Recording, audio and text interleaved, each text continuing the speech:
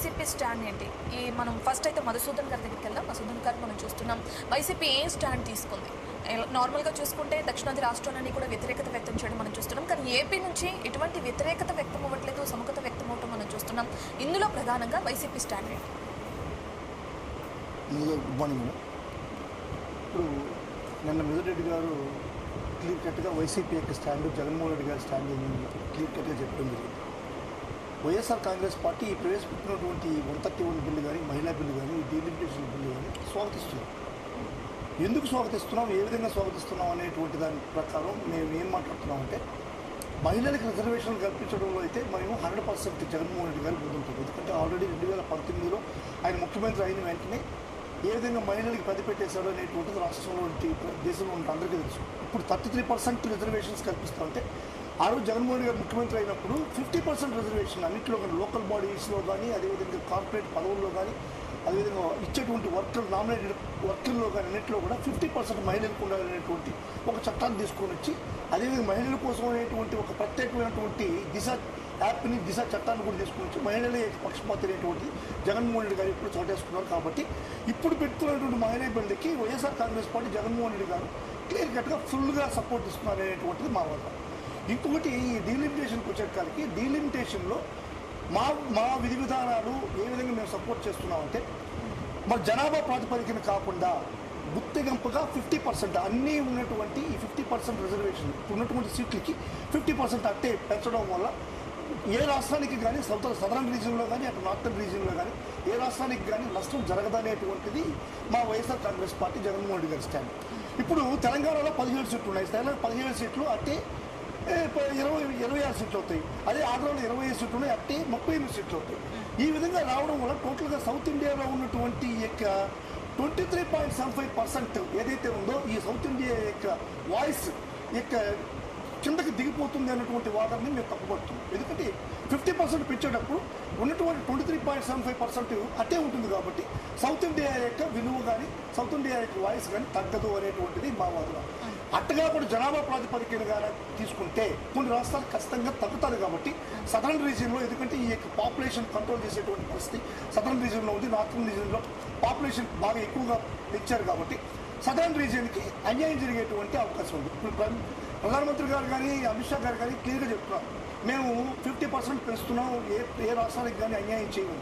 వాళ్ళు చెప్పిన విధంగా 50% పెంచితే ఏ రాష్ట్రానికి కానీ అన్యాయం జరగదు. కాబట్టి వైఎస్ఆర్ కాంగ్రెస్ పార్టీ కరెక్ట్గా వీటిని ఫాలో చేస్తూ సపోర్ట్ చేసేటువంటి పరిస్థితి. అదేవిధంగా 131 ఆర్టికల్ కూడా మేము 100% సపోర్ట్ చేస్తున్నాం. ఈ 131 ఆర్టికల్ ఏం చేస్తుంది యాక్చువల్గా, ఈ రాష్ట్రానికి మధ్య ఉన్నటువంటి వివాదాలు, రాజకీయ వివాదాలు కాదు, ఈ యొక్క న్యాయపరమైనటువంటి వివాదాలు కానీ, అదేవిధంగా కేంద్రానికి రాష్ట్రానికి ఉన్నటువంటి వివాదాలు కానీ ఈ యొక్క సుప్రీంకోర్టులో పెట్టి దాన్ని సొల్యూషన్ కనిపెట్టడానికి ఒక చట్టాన్ని తీసుకురావడానికి, దాన్ని ఇంకా మెరుగుపరచడానికి దీన్ని అమెండ్మెంట్ తీసుకున్న దీన్ని కూడా వైఎస్ఆర్ కాంగ్రెస్ పార్టీ సపోర్ట్ చేసేటువంటి పరిస్థితి. ఒకటి ఫైనల్గా నేను చెప్తున్నా అంటే, ఈ బీజేపీకి కానీ, కాంగ్రెస్కి కానీ ఈ యొక్క డీలిమిటేషన్ గురించి ఈరోజు డప్పు కొట్టుకునేటువంటి పరిస్థితి తెలంగాణకి కానీ, ఆంధ్రాకి కానీ పరిస్థితి లేదు అనుకున్నాం. ఎందుకంటే కాంగ్రెస్ కానీ, బీజేపీ కానీ రెండు కూడా తెలంగాణకి, ఆంధ్రాకి రెండింటికి కూడా అన్యాయం చేసింది.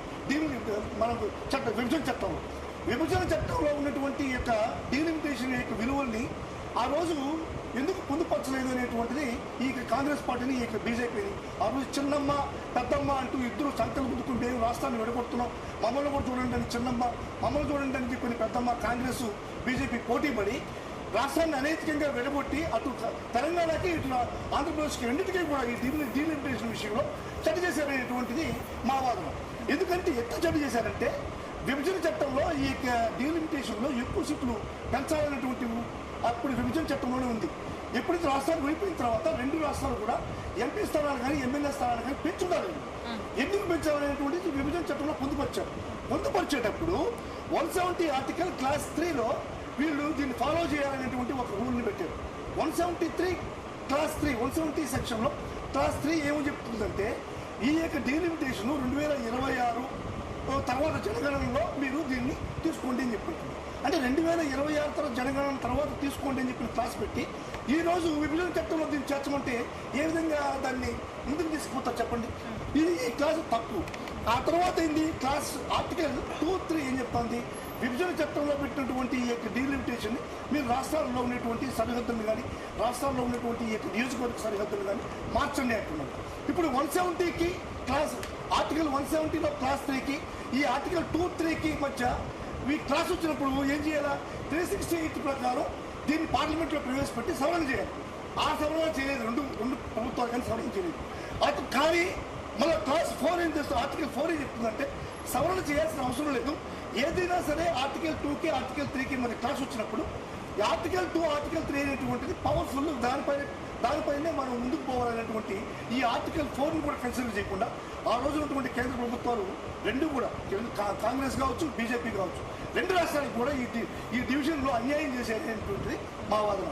అప్పుడున్నటువంటి తెలుగుదేశం ప్రభుత్వం, అధికారంలోకి వచ్చిన తెలుగుదేశం ప్రభుత్వం ఈ యొక్క ఆర్టికల్ 4ని ఎందుకు ఇంప్లిమెంట్ చేయకుండా కేంద్ర ప్రభుత్వాన్ని నిలదీయలేదనేటువంటిది మా వాదన. ఆ రోజున చంద్రబాబు నాయుడు గారు కానీ ఈవెన్ మోడీ గారు కానీ ఆ రోజు ఉన్నటువంటి కాంగ్రెస్ ప్రభుత్వాలు కానీ రెండు రాష్ట్రాలకు కూడా ఈ డీలిమిటేషన్ ప్రాసెస్లో అన్యాయం చేశారు.